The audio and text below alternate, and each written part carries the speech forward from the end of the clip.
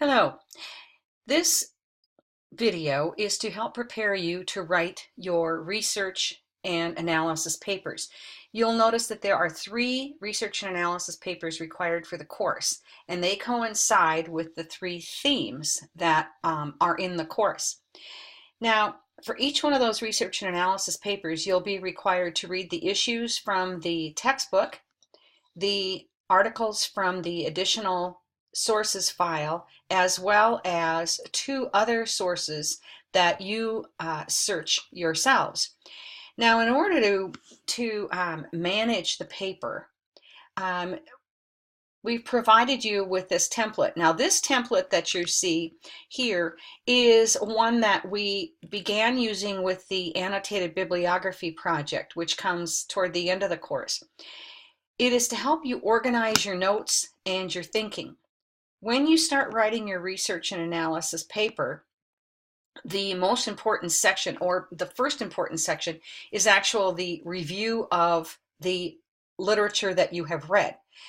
What you don't want to do in those research and analysis papers is to simply list, well, this person said this and this person said that, and actually make it merely a reporting of each author individually.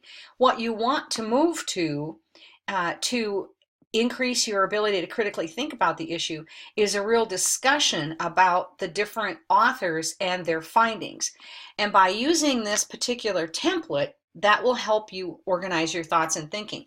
And then also, it's the same process that you'll engage in when you're writing your final project paper, when you're writing that lit review section for that.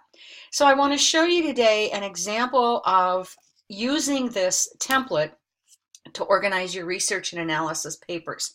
So I used a topic of zero tolerance in schools. And as I started reading some articles, the first thing you're going to do is write down your APA citation. That's going to help you when you make your research or your references page. Then in the next column over here, this brief synopsis, I wrote just a few notes about what I found. So in this first source that I happen to list, they talked about that where school violence was more prevalent, which kinds of schools, what population, etc.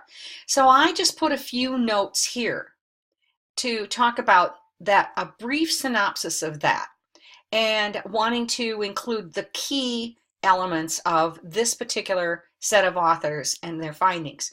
Then the article theme, or how does the source relate to my topic of zero tolerance?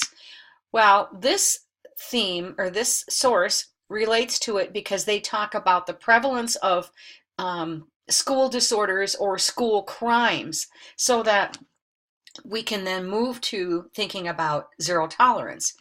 And then the last column, the collection themes or sources, talks about how these sources relate to one another. Now, you're not going to be able to do this until you finish looking at all of your sources. But I found that the theme, or the relationship of this article to the theme, was that it talked about, does removing disruptive students from class change the behaviors, and what's the impact to other students of school disorders in the classroom, of behavior disorders. And then I found that it also relates to the results that I found in an article by Livermore and in an article by Skiba, and also another one by Brownstein. So I listed these authors together in this last column so that when I go about trying to discuss findings, each one of these authors discussed the theme of prevalence of school violence or school crimes and where those are going to be the most prevalent. The second author that I included was Brownstein, and a brief synopsis there is the effect of zero tolerance on students who have been expelled.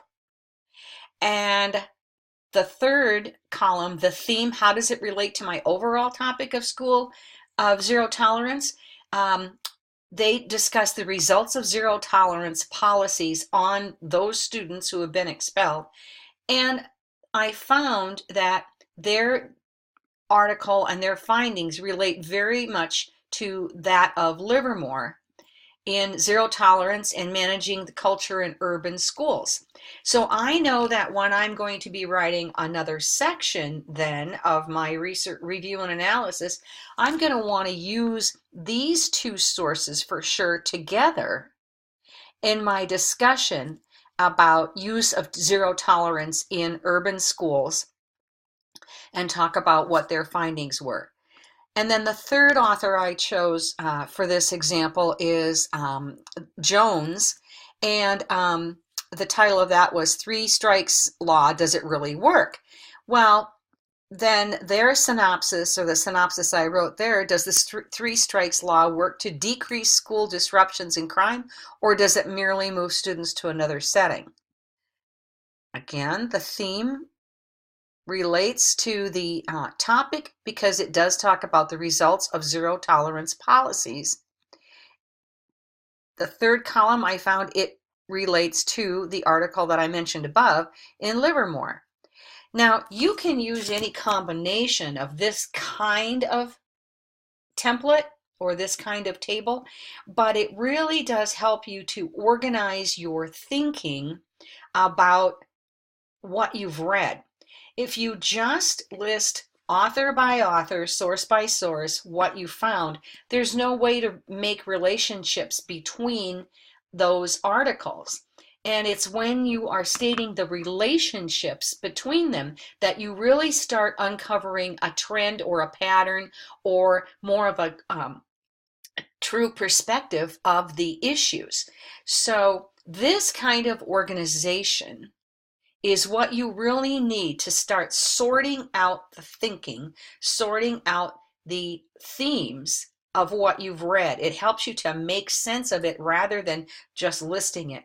Also, when you move through the review and analysis report, you're going to have to state a position. If you have organized your work using this kind of a template and engaging in this kind of a thinking, your position will start taking shape because there will be things here that you accept based on what kind of evidence do they offer and the credibility of the study. And so this kind of organization helps you to state your position and then also go back and find support for your position based on what the research says. So we encourage you to use this template or one similar to that as you write that review and analysis. Now, you can also go so far as color coding the template. And for example, the articles that are closely related that talk about the results of zero tolerance policies, I may go ahead and highlight those with yellow. And then if I find more articles that talk about the prevalence of school disorders and what kinds of schools see the most classroom disruptions, etc., maybe I'll use blue to do that so that I can tell at a glance these articles relate to one another. If there is a clear-cut differentiation there. Again, that helps me to group them as I discuss. So as you read your articles, either the issues from the textbook or from the additional sources, we strongly encourage you to use this kind of an organizer to take your notes and to organize your thoughts. And then at the end, as you read through your notes, then you're going to say, you know, these two articles are very similar. Then go ahead and list those articles and how that relate to one another, and so that when you go to write your paper, you're going to know I'm going to discuss Livermore and Jones in the same section so I can talk about the result of zero tolerance policies. See what works for you, but that's the kind of thought process that will really help you be successful in writing your review and analysis papers. So we hope that this is good information for you. It's going to take some practice, but if you are deliberate as you read and you're deliberate with your notes, it's going to make the writing process much easier for you, and it will really help you engage in a much more critical thinking about the articles and about the issues that you've read, and then relating them back to the topic that you've chosen.